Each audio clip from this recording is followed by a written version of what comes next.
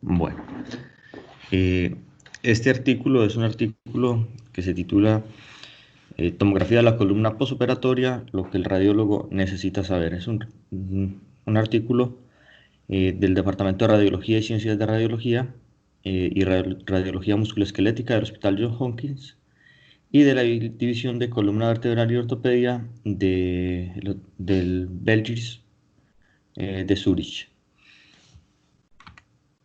Bueno, ellos partimos teniendo en cuenta que el número de cirugías de columna electiva para el manejo del dolor de espalda como principal causa aumentó de 122.000 a 199.000 cirugías entre los años 2004 y 2014, esto cirugías anuales, y la de columna cervical de 27.000 a 34.500 entre los años 2001 y 2013.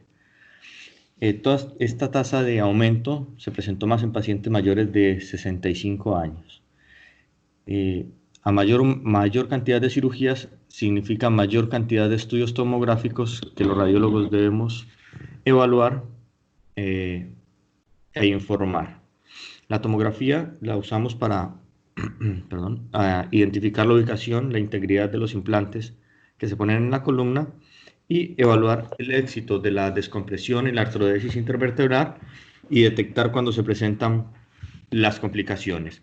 En este artículo lo que vamos a hacer es revisar varios tipos de procedimientos quirúrgicos que se hacen en la columna, describir algunos implantes y sus características y describir algunos de los hallazgos posoperatorios normales y algunas complicaciones posoperatorias. El número de cirugías ha aumentado y también ha aumentado y variado la cantidad de dispositivos médicos que se utilizan en estas intervenciones. Eh, Así que debemos ir actualizando y teniendo en cuenta estos cambios para una mejor valoración de los estudios radiológicos. Existen varias modalidades de imágenes que se utilizan para la valoración de las cirugías de la columna. Entonces tenemos la radiografía, tenemos las imágenes con radionucleócidos, las gamografías con tecnecio, galio, con leucocitos marcados y con fluoro de desoxiglucosa. También tenemos la resonancia magnética y la tomografía. Cada modalidad tiene sus usos y sus limitaciones. Eh, la radiografía es la modalidad principal, la modalidad básica que utilizamos, tanto en la valoración inmediata como el seguimiento a largo plazo. Esta nos sirve para evaluar la posición del implante, la integridad del implante y la fusión ósea, la progresión de la fusión ósea, y para detectar posibles complicaciones como fracturas o degeneración de los segmentos adyacentes a la cirugía. La gamografía básicamente se utiliza para detectar procesos infecciosos postquirúrgicos, al igual que la resonancia.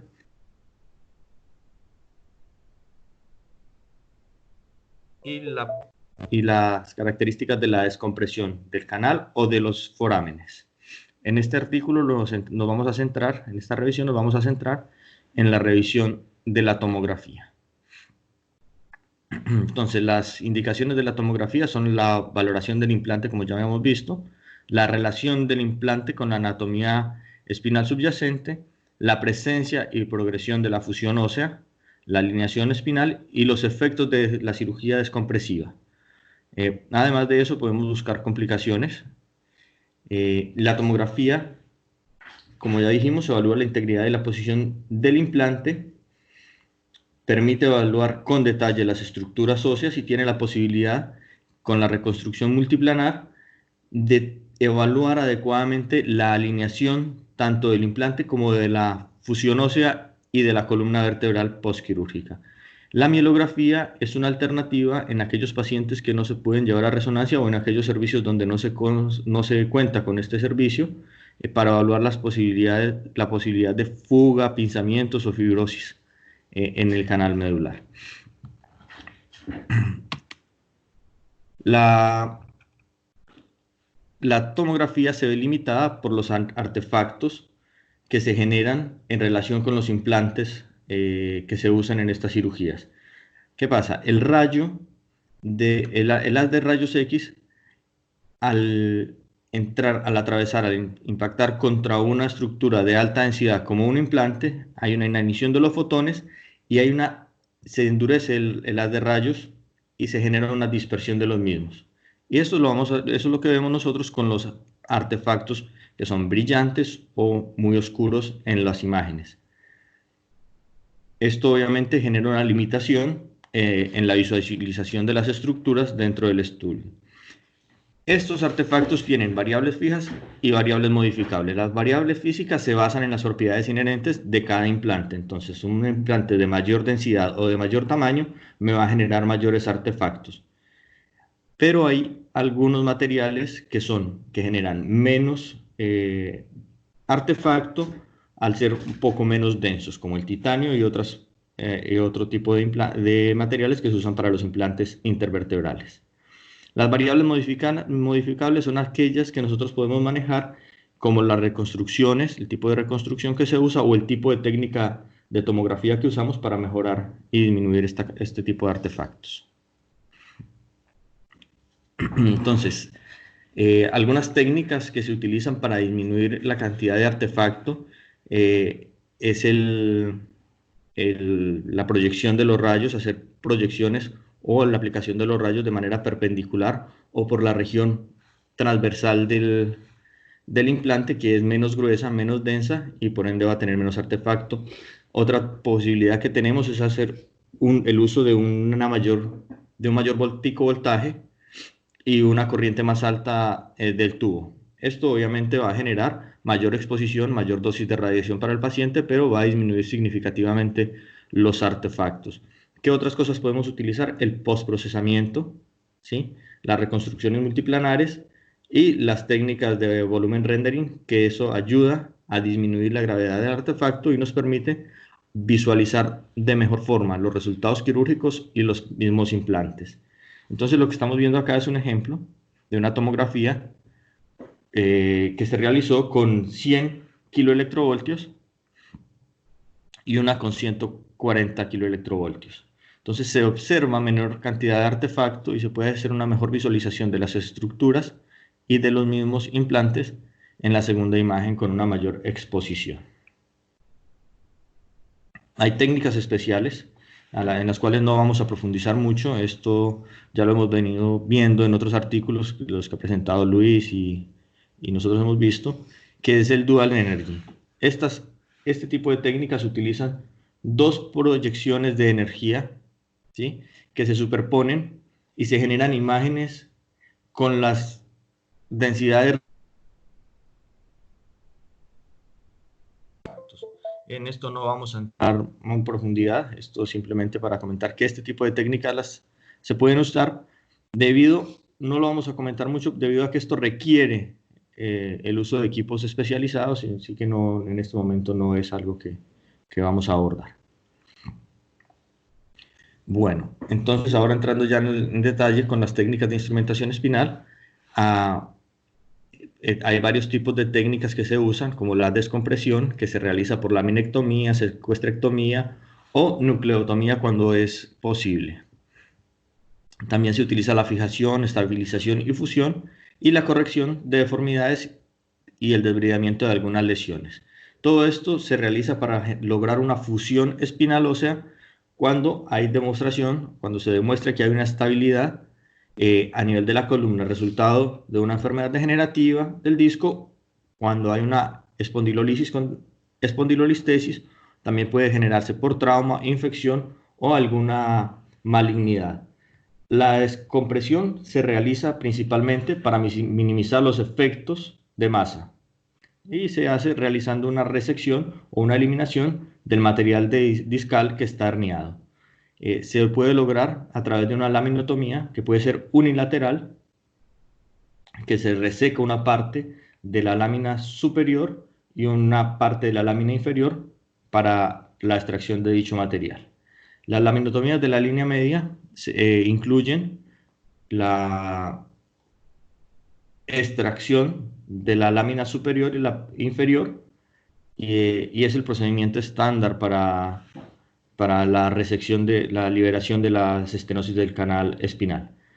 Y los objetivos de la fijación es generar estabilidad en las zonas de movimiento, en la que restaurar la alineación de la columna vertebral y permitir la estabilidad adecuando las fuerzas biomecánicas a, a- a nivel de la columna vertebral. Entonces aquí estamos viendo cuáles son algunos de los abordajes cuando se va a realizar disectomía, o sea, la resección discal.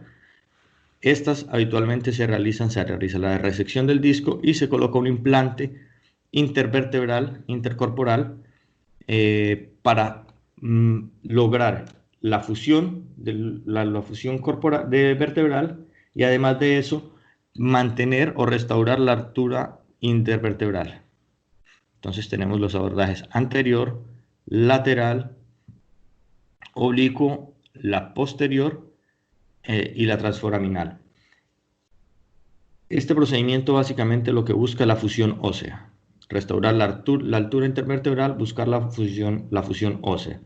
El acceso de fusión corporal lumbar posterior implica una laminotomía bilateral, que es lo que estamos viendo acá, con extracción del componente posterior, de la apófisis espinosa posterior.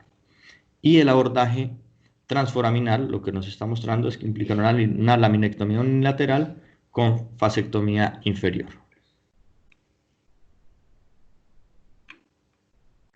Aquí lo que estamos observando es una disectomía cervical anterior con fusión. Es una técnica utilizada para el tratamiento quirúrgico de las estenosis centrales y foraminales. Implica la extracción del disco intervertebral, la colocación de un espaciador o de una caja intersomática, eh, o puede ser con la colocación de un injerto óseo tricortical para restaurar la altura y promover la fusión ósea. Existen múltiples abordajes, tanto anteriores como posteriores, a nivel de la columna cervical, pero el abordaje más frecuentemente utilizado es el de Smith-Robinson, que se utiliza que es un abordaje anterior, que se utiliza para las cirugías de la columna cervical del nivel C2 a T1, y se puede utilizar para varios procedimientos, incluido la disectomía. Entonces aquí lo que estamos viendo es una disectomía cervical anterior a nivel de C3 a C5 con una disectomía del disco intervertebral C3, C4 y C4, C5. En esta disectomía se colocó un injerto intercorporal y se fijó con una placa anterior y unas barras posteriores, las cuales no logramos visualizar. Entonces lo que estamos mostrando es una artrodesis exitosa por la formación del puente óseo, que es lo que estamos señalando aquí con el asterisco, lo que está señalado con el asterisco, y está mostrando la barra de fijación anterior. Esta artrodesis es exitosa porque logramos ver acá lo que está señalado con las flechas blancas, que es un puente óseo intersomático y también alrededor de la caja intersomática. Estos son los puentes óseos posteriores, el puente óseo intersomático, y hay una adecuada alineación de la columna.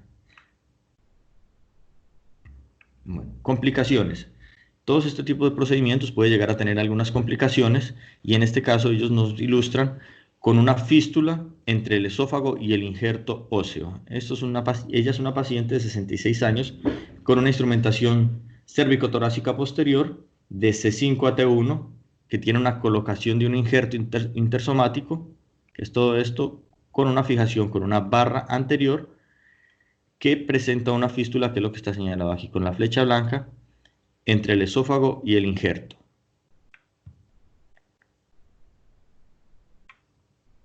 Bueno. Otra técnica que se usa es la colocación de prótesis discales en el reemplazo del disco intervertebral. Las prótesis de reemplazo de disco generalmente consisten en articulaciones de superficie de polietileno y dos componentes metálicos que son los que van unidos a las placas terminales. Estas se usan en pacientes más jóvenes en los cuales se quiere preservar el movimiento.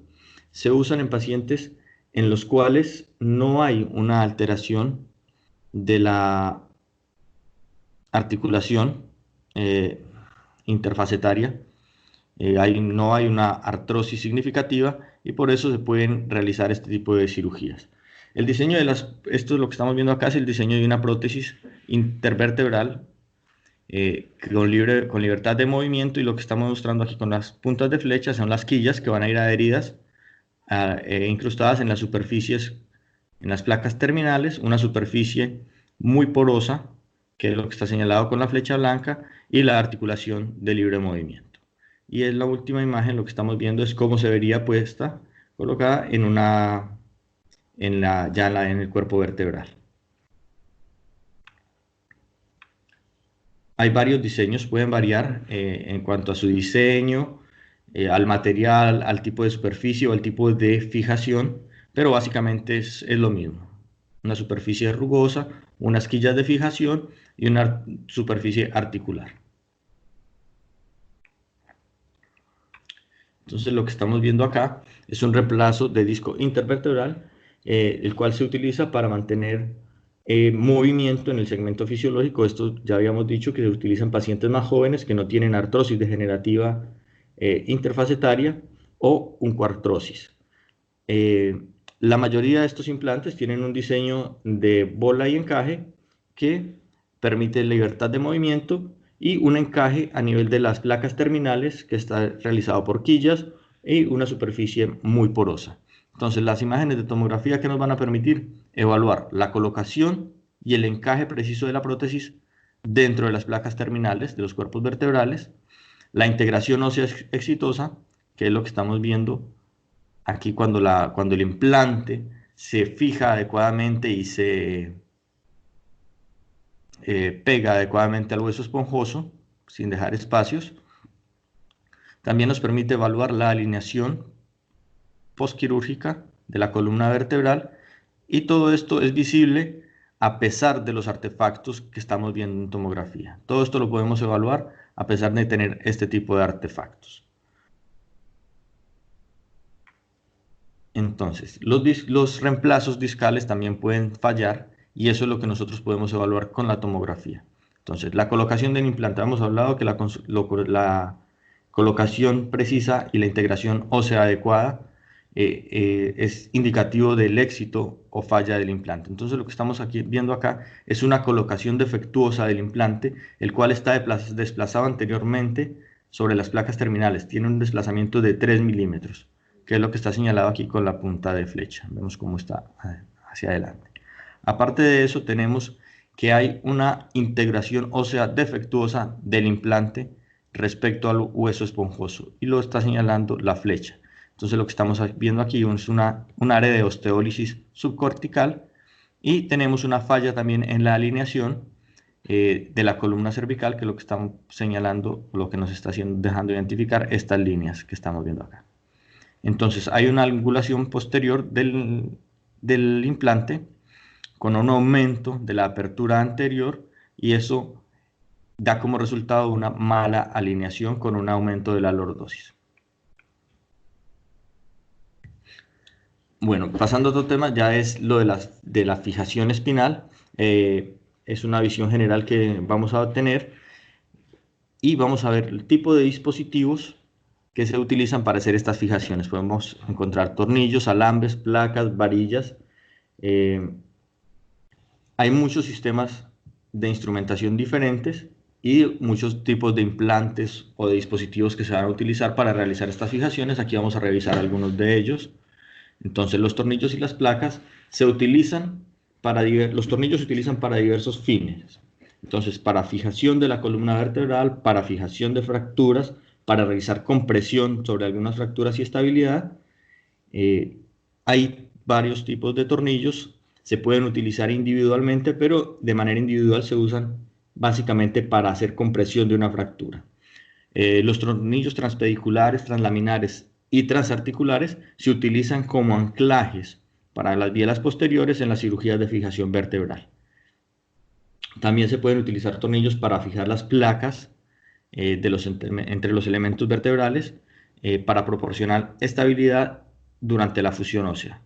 Las placas se utilizan específicamente para generar estabilidad, compresión en las reparaciones de la columna vertebral en el contexto de las descompresiones neurales, ya sea secundarias a lesiones traumáticas, defectos óseos congénitos o las reconstrucciones oncológicas.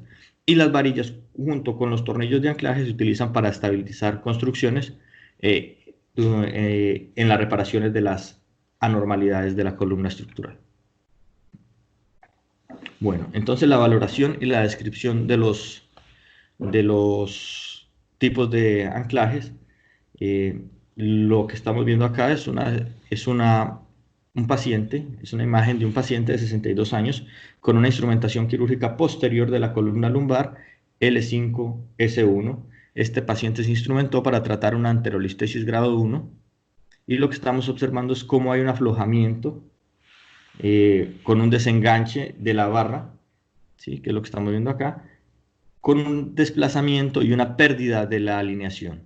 Entonces hay un desacoplamiento de la barra, de los tornillos de fijación. Aquí hay una pequeña zona de vacío discal, lo que nos está mostrando que hay una inestabilidad y un micromovimiento, una inestabilidad por micromovimiento de la construcción que se había realizado.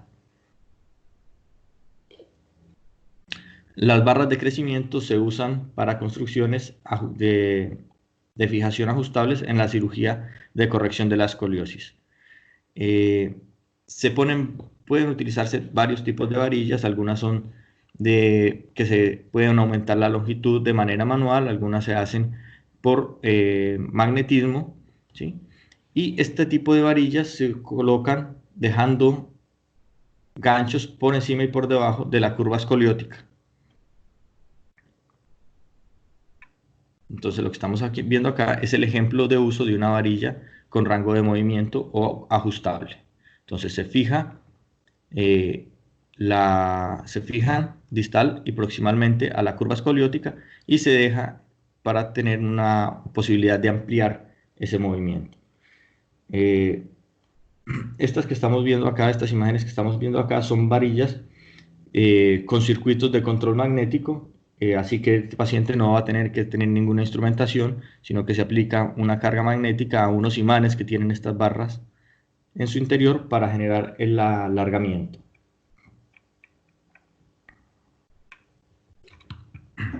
Bueno, injertos óseos y otros materiales biológicos. Los injertos óseos se utilizan de manera posterolateral para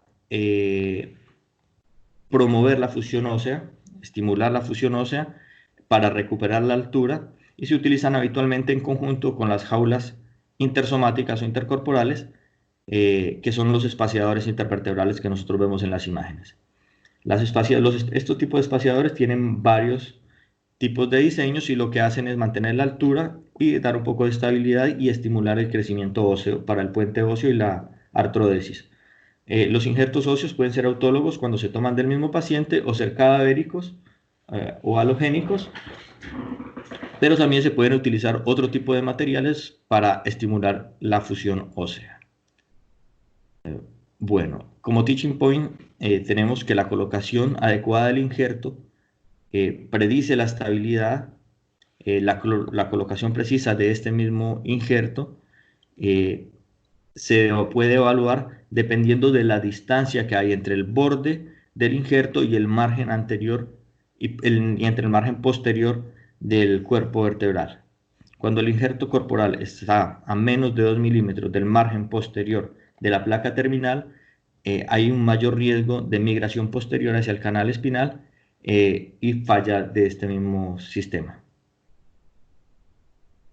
Bueno, las indicaciones de la tomografía en este tipo de procedimientos ya las vimos: la valoración del implante, la relación del implante con la anatomía y la presencia o no de fusión. Aparte de eso, vamos a ver la alineación espinal y las posibles complicaciones. Lo que vamos a encontrar como posibles hallazgos normales postoperatorios en la tomografía es edema de los tejidos blandos y pequeñas cantidades de gas y líquido a lo largo del sitio quirúrgico, de acceso quirúrgico y alrededor de los implantes. Estos son unos hallazgos que no deben ser tomados como complicaciones de la cirugía, sino que son los hallazgos normales que vamos a encontrar. Hay que tener en cuenta la orientación a veces de estos dispositivos ya que pueden variar dependiendo del sitio donde se vayan a utilizar. Un ejemplo de ellos son los tornillos transpediculares C2 y C7, de C2 y C7, que tienen una orientación horizontal, anterior y ligeramente medial, ¿sí? Mientras que los tornillos de las masas laterales de los cuerpos vertebrales de C3 a C6 tienen una orientación superior y ligeramente lateral. Entonces, a veces, si uno los ve y los compara, va a encontrar que tienen una orientación diferente. No es que esté, y hay que saber diferenciar cuál es la orientación que deben tener en cada zona. También tenemos que tener en cuenta que a los 6 meses después de una disectomía con una colocación de un injerto intercorporal, ya tengo que tener un puente óseo, por lo menos trabecular, que sea visible en las imágenes de tomografía, ya sea en la parte central o alrededor del injerto. Un año después de la cirugía ya debe haber un puente óseo maduro, y debo poder verlo en los espacios intersomáticos.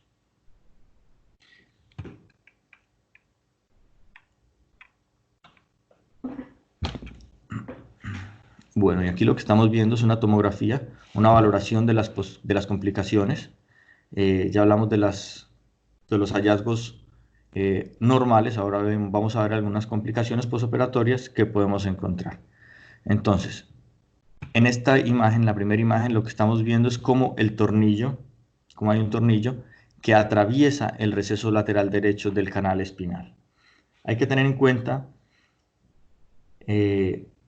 que no siempre que hay una transgresión de un tornillo se va a generar un síntoma, ya que está valorado que es más frecuente encontrar que solamente un porcentaje de estos tornillos que tienen una transgresión del canal espinal son sintomáticos. Ellos informan que hasta un 5.1% de los casos de reparaciones quirúrgicas de la columna, vamos a ver que el tornillo transgrede el canal espinal, pero de esos solamente el 0.2% son sintomáticos, ¿sí? En la segunda imagen estamos viendo cómo un tornillo atraviesa el proceso articular izquierdo lateral al pedículo, ¿sí? Entonces, nosotros lo que tenemos que hacer, cuando ellos aclaran acá, debido a esto, a que no todos son sintomáticos y no todos van a generar una lesión, hay que tener cuidado cómo se describe en el informe quirúrgico, en el informe radiológico, los hallazgos que vamos a tener. Entonces, cuando nosotros no tenemos una lesión que sea visible o evidente, tenemos que utilizar descriptores un poco más neutros y tener cuidado con lo que dijimos, y utilizar una descripción, algo más descriptivo. Entonces, describir, por ejemplo, que la punta del tornillo del implante eh, pedicular izquierdo está linda con el margen posterior de la vena cava, pero preserva la grasa a dicho nivel. Eso significa que el implante, si bien tiene una posición que no es la correcta y está desviada de su sitio, no está generando una lesión importante, pero estoy informándole que sí hay un riesgo de lesión. Bueno, aquí lo que estamos viendo es una tomografía, un axial, que muestra la punta del tornillo pedicular en T7, que se extiende más allá de la corteza del cuerpo vertebral anterolateral y está tocando la aorta torácica descendente, que es lo que está señalando la punta de flecha. Entonces, cuando yo tengo un hallazgo de estas características, tengo que comunicarme inmediatamente con el cirujano. Es algo que se recalca muchísimo, la comunicación con el otro profesional y decirle qué es lo que estoy observando.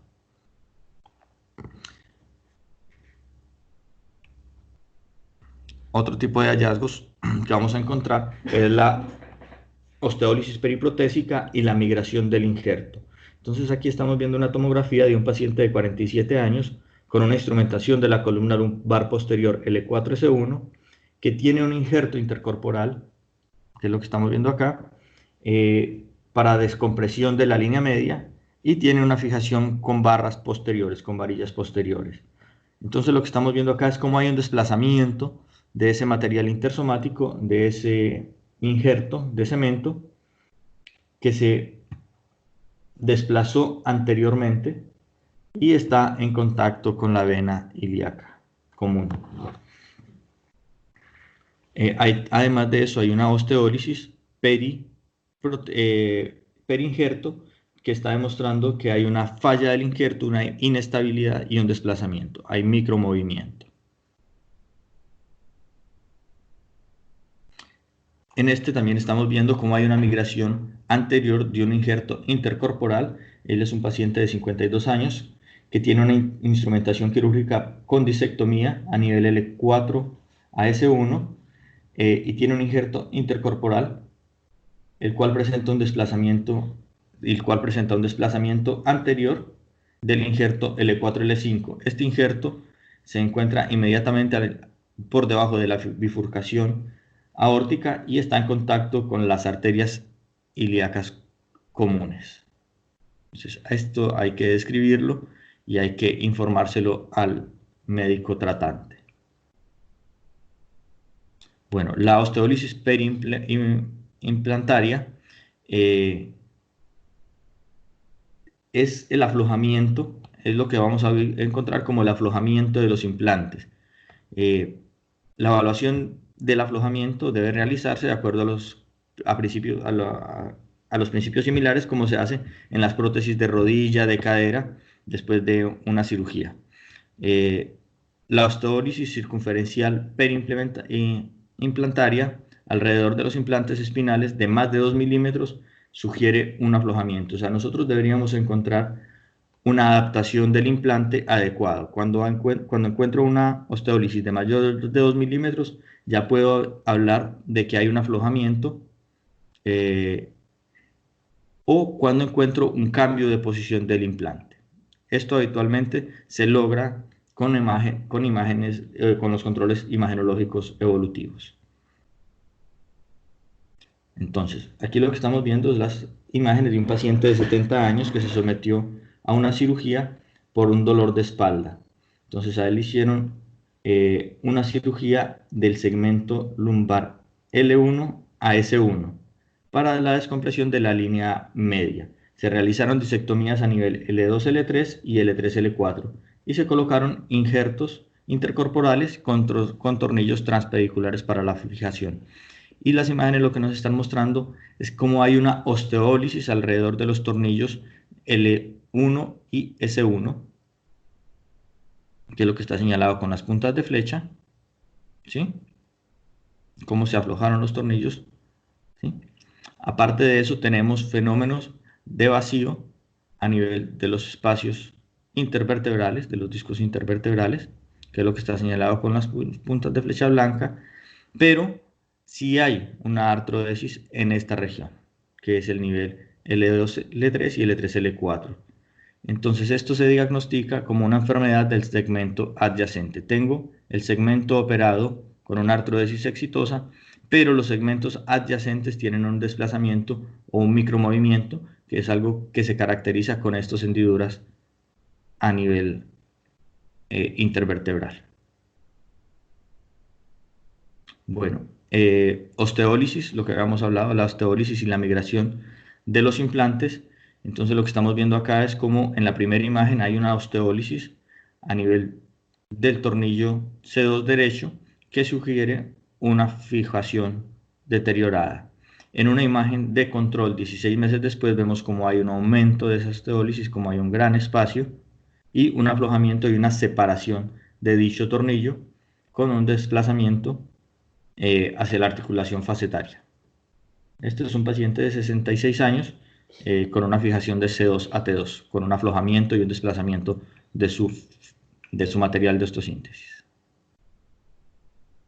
Aquí estamos viendo otros dos ejemplos, un paciente de 33 años que tiene un aflojamiento o una osteólisis alrededor de un tornillo que está fijado en la masa lateral del cuerpo vertebral de C3 y este tornillo se retrae, que es lo que estaba señalando la punta de flecha. En la tomografía de seguimiento a los 3 meses muestra cómo hay una progresión de esta osteólisis, cómo hay una mayor retracción del tornillo y un aumento de la anterolistesis. Esto es una falla del implante. Bueno, hay otro tipo de fallas que se pueden presentar, como la pseudoartrosis y el dolor persistente. El aflojamiento y el movimiento de los implantes espinales contribuye de manera importante a que la artrodesis vertebral falle y se pueda generar una pseudoartrosis.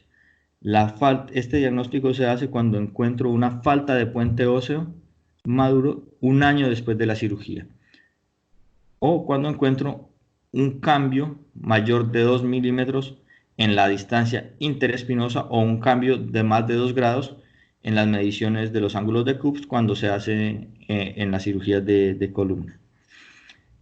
Cuando hay migración del injerto intersomático, cuando hay hundimiento o reabsorción ósea, o cuando hay una fractura después de la colocación del injerto intersomático, obviamente estamos hablando de un movimiento o de una pseudoartrosis.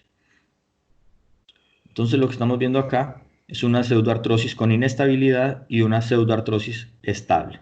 En la primera imagen lo que estamos viendo es un puente óseo incompleto, pero aparte anterior y posterior al injerto intercorporal, pero aparte de eso estoy viendo una hendidura o una señal de vacío dentro de ese puente óseo, lo que significa que hay un micromovimiento, un desplazamiento, y esto es inestable. En la segunda imagen tengo también un puente óseo incompleto, ¿sí? Pero no tengo una señal de vacío, no tengo el efecto de vacío entre los dos extremos del puente óseo. ¿Esto qué significa? Que no ha habido desplazamiento, o sea, en la primera imagen hay inestabilidad, en la segunda imagen, a pesar de que sigue sin fusionarse el puente óseo, no hay inestabilidad por desplazamiento. Falla de los implantes: vamos a poder encontrar fallas de este tipo, como las fracturas de los tornillos de fijación, que es un ejemplo que estamos viendo acá. Se fracturó un tornillo. Esto hay que tener cuidado, porque a veces la falla de un solo elemento de la fijación de un solo tornillo no genera inestabilidad. Depende de cuántos tornillos, cuántas fijaciones tenga, y de la presión que esté soportando y de la estabilidad que esté generando ese tornillo. Va a depender si compromete o no la estabilidad de toda la construcción. Aquí lo que estamos viendo es una ruptura, una fractura de una barra, ¿sí?, asociada a un desenganche, que es el de la parte superior, y vemos como en el nivel inferior tenemos señalado con la punta de flecha un vacío, una imagen de vacío de señal. Entonces, ella es una paciente de 69 años que se hizo una instrumentación de T8 a S2, y vemos cómo se desenganchó, cómo se fracturó la varilla, y esto está generando un grado de inestabilidad. En la segunda imagen estamos viendo cómo se desengancha el tornillo superior de su vástago, que es lo que está señalado con la flecha negra y la flecha blanca. Vemos cómo la varilla se desplaza posteriormente, y la cabeza de estabilidad del tornillo está suelta. Y en la tercera imagen vemos cómo hay tornillos que se fijan adecuadamente, y hay un tornillo que no está acoplado completamente a la estructura, pero en este caso los tornillos superiores están generando estabilidad de la estructura, y esta última imagen no está generando un grado de inestabilidad. Bueno, las fracturas alrededor del implante se pueden ver. Hay que describir la orientación de la fractura, el grado de conminución, la extensión o no de esta línea de fractura sobre las superficies articulares o los agujeros intersomáticos. Aparte de eso, obviamente, describir si encontramos otras anormalidades de la columna. Entonces, estas fracturas se generan por un debilitamiento de la resistencia ósea secundaria a la misma osteólisis, a la resección ósea previa en los casos de lesiones neoplásicas, o al aumento de la carga biomecánica que se genera cuando pongo una construcción o otro tipo de estructura y cambio las fuerzas de carga de la columna. Entonces, lo que estamos viendo acá en la primera imagen es una tomografía sagital después de una cirugía. Un día después de la cirugía muestra cómo hay una alineación del sacro adecuada. En la segunda imagen, que es una imagen de control obtenida un mes después, vemos cómo hay una pérdida de la alineación del sacro por un trazo de fractura que no compromete las superficies articulares, pero sí genera un desplazamiento del mismo cuerpo del sacro. Esto hay que describirlo, describir el tipo de desplazamiento, la proyección de la fractura, que es importante para definir la conducta. Las enfermedades del segmento adyacente son el desarrollo o la progresión de una degeneración en el segmento superior o inferior después de una instrumentación quirúrgica.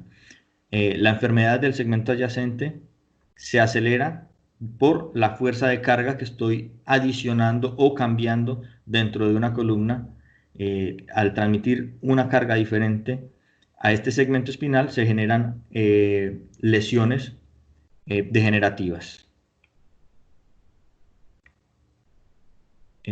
Las colecciones y las fístulas, entonces, dentro de las que podemos encontrar más frecuentemente son los hematomas que son subcutáneos, espinales, epidurales, subdurales. Estos afortunadamente tienen una incidencia baja del 0.1 al 1% y los seromas posoperatorios.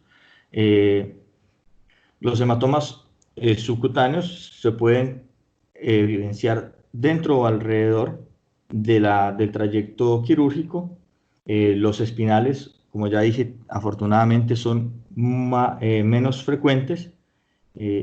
Y los hematomas se desarrollan en cuestión de horas después de la cirugía. Esto como resultado de la hemorragia que se genera por la instrumentación quirúrgica. Los hematomas epidurales y subdurales obviamente pueden generar un efecto de masa sobre los elementos del canal neural y ser sintomáticos y requerir tratamiento. Entonces, aquí lo que estamos viendo es cómo se hace un seroma a nivel lumbar L3, L4. Esto es una colección líquida hipodensa, que es lo que estamos señalando aquí con las flechas. Ella es una paciente de 68 años con una instrumentación espinal posterior T4-S1. Este tipo de complicaciones se manejan con drenaje percutáneo. De hecho, algunos de ellos son tan pequeños que no necesitan ser drenados, pero en este caso particular sí, por el volumen del seroma. Bueno, otro tipo de colección que podemos encontrar en los pacientes posoperados son los pseudomeningoceles y las fugas durales. El pseudomeningocele es la acumulación anormal de líquido cefalorraquídeo en las regiones paraspinales que se comunican con el líquido cefalorraquídeo a través de un defecto meningio. Ocurren en el 2% de los pacientes después de una laminectomía o una disectomía. Puede ser sintomático o puede no serlo. Puede generar hipotensión intracraneal, puede generar meningitis relacionada con la hipovolemia del líquido cefalorraquídeo. Y hay que tener cuidado porque el borde o sea, la diferenciación del pseudomeningocele es que hay un tejido fibroso que lo rodea, a diferencia del meningocele real. Entonces, generalmente aparece como una colección hipodensa que se extiende hasta la dura madre y presenta un realce periférico mínimo, que esto nos va a ayudar a diferenciarlo con las colecciones de origen infeccioso. En los sitios de las laminotomías o las laminectomías, el saco dural puede protruir o sobresalir y no debe confundirse con un pseudomeningocele. En esta imagen lo que estamos viendo es una colección que realza tras la administración de contraste, y esto nos va a hacer a pensar que es más probablemente una colección de origen infeccioso. Son una complicación importante las colecciones infecciosas y ocurren con mayor frecuencia durante el primer mes después de una cirugía de columna. Las causas: contaminación directa durante la cirugía, siembra hematógena o infección asociada a los implantes.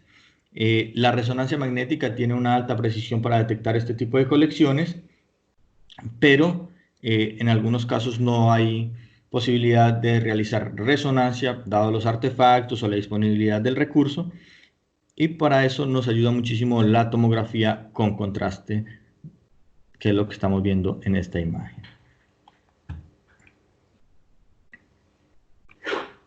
En esta imagen lo que estamos también viendo es un absceso periquirúrgico a nivel del extremo superior de una barra estabilizadora. Aquí vemos cómo tiene un realce periférico tras la administración de contraste endovenoso y tenemos una colección hipodensa con realce periférico. Bueno, en conclusión, la tomografía es una modalidad muy importante de primera lección para evaluar el éxito de las cirugías de instrumentación de la columna, detectar complicaciones y detectar sobre todo la normalidad dentro de estos posoperatorios. Hay protocolos dirigidos, protocolos optimizados y técnicas avanzadas que nos permiten la reducción de los artefactos y obviamente mejoran la calidad de la imagen y la posibilidad de detectar los hallazgos tanto normales como anormales. Es precisa, nos sirve para ubicar para determinar la ubicación y la integridad de los implantes que estamos utilizando, para detectar cambios tempranos como la osteólisis periimplantaria, las fracturas y las enfermedades del segmento adyacente. Puede evidenciar la presencia de colecciones y puede utilizarse cuando se usa con contraste para la detección de abscesos. Cuando no se dispone de resonancia magnética, la mielografía puede ser una buena alternativa. Sin embargo, a veces es necesario para detectar las fugas de líquido cefalorraquídeo. Es importante conocer, reconocer los implantes, el tipo de implantes que se usan, las técnicas quirúrgicas y la apariencia normal dentro de las columnas posoperadas para poder identificar los hallazgos anormales y patológicos.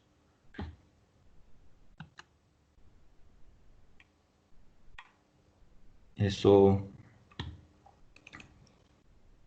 sería todo lo del artículo.